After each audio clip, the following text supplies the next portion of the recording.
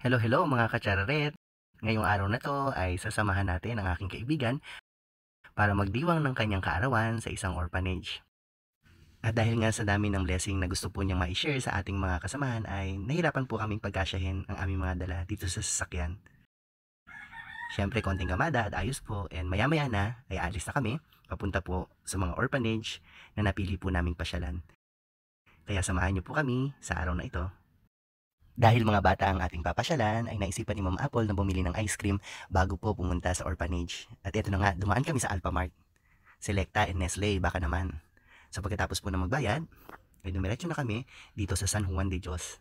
At maya-maya nga, ay narating na nga po namin ang Hospicio de San Juan de Dios upang ibaba po yung konting blessing na isi-share po natin sa mga kapatid po natin na nandito sa San Juan de Dios. Isa po ang San Juan de Dios na madalas po namin pinapasyalan kapag kami po ay may isa-celebrate na kaarawan. Pagdating naman po sa ampunan ay tinulungan na kami ng mga bata para magbaba po ng mga food at maghanda po ng kanilang mga pagkain.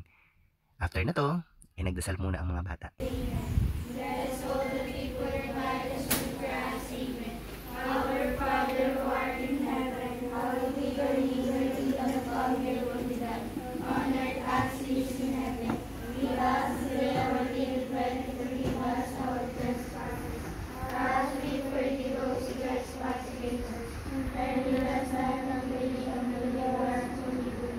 At pagkatapos ng magdasal, ay inawitan na si Ma'am Apple ng birthday song.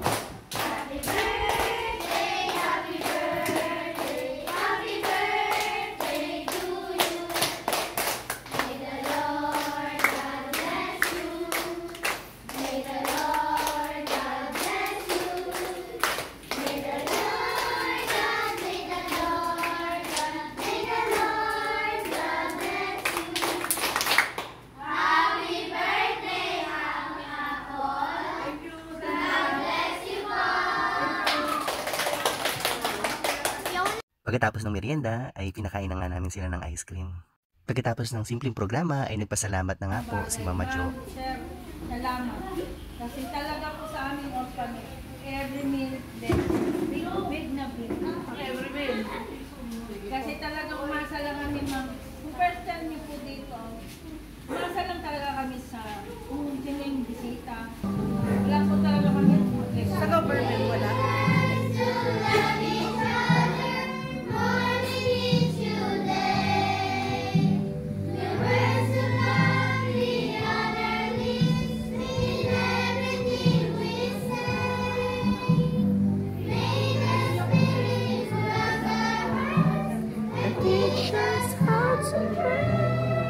Napapasabay ako sa kanta pero sa totoo lang naantig ang aking puso kasi sa murang edad po nila ay nahiwalay na sila sa kanilang pamilya. Imagine, nandito sila longing for their family.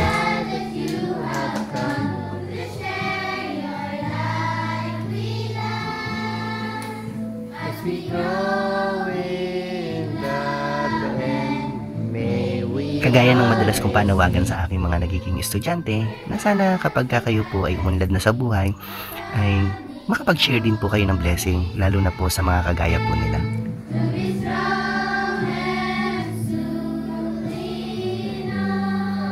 Nakakatuwa kasi yung mga bata dito sa bahay ampunan ay talentado. Makikita niyo po yung mga awards na natanggap nila.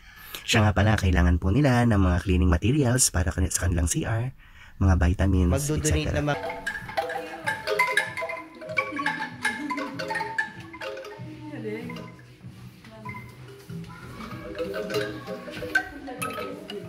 Naglaro ah.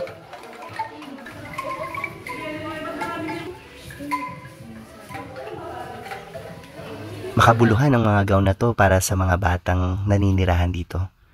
Kasi pagtungtong nila ng 18 ay maaari na sila makipagdesisyon kung lilisanin ba nila ang bahay ampunan or mag-i-stay pa sila dito.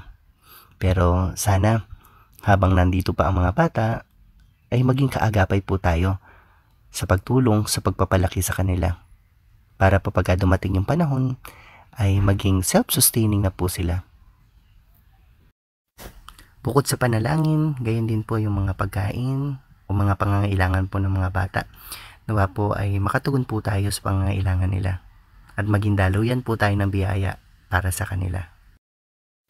After ng orphanage, dumiretso kami sa San Martin de Porres Sa lugar na ito, madalas si Sir Els magmuni-muni. Dito yung lugar kung saan malayo sa ingay, realidad ng mundo, kung saan may mga problema, may mga gumugulo sa ating isipan. Pero sa lugar na ito, close to nature, close to God. Corny man pakinggan, pero minsan sa buhay natin, kailangan natin yung katahimikan.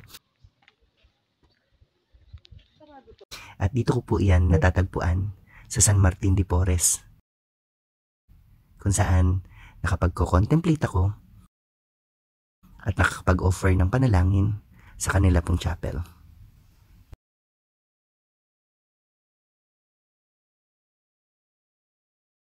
Pagkatapos namin pumasyal sa mga orphanage, ay dumiretso kami dito sa Cafe Apollonio, o yung tinatawag po na Bahay na Bato. According kay Grant, na nakilala po namin dito sa restaurant po na ito po ay halos 200 taon na pong nakatayo. At minamanage na po ng pamilya bilang isang restaurant. O sige, ako 2,300. Ako nga. Ikaw, Abby. 2,400. Dapat sinabi niya nila sa akin kung magkano to eh. Tapos 2,200. hati tayo. Magkano si Abby? 2,400. 2,200, 2,300, 2,400. Ikaw? 2,390. 2,400. Magkano? So ako panalo. Ay, si Ma'am yung Abby. Nanalo ba? 200 si Abby. 500. Palimang araw na ako.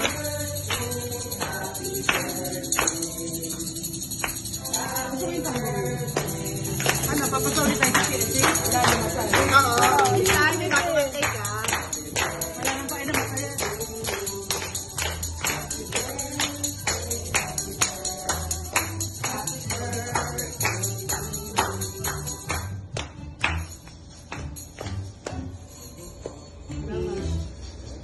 Make a wish. Thank you. Sipin mo muna yung wish ko, ha?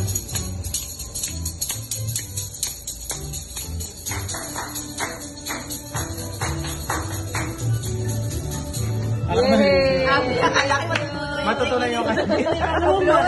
Inisip ko pa isang makakapasa si Sir Arman. 5 tayong. Dahil nanalo si Miss Abby ng 200 pesos, tumaan kami sa fruit stand. Chararet! Actually si ate ay nagtitinda sa Malamig, pero siya po ay taga Pandi, Bulacan. Hanggang sa muli, mga kachararet, thank you po sa mga nag-video, Ma'am Abby, Ma'am Apple, Ma'am Jem, and Sir Alvin. God bless po. Hanggang sa susunod na libreng kainan.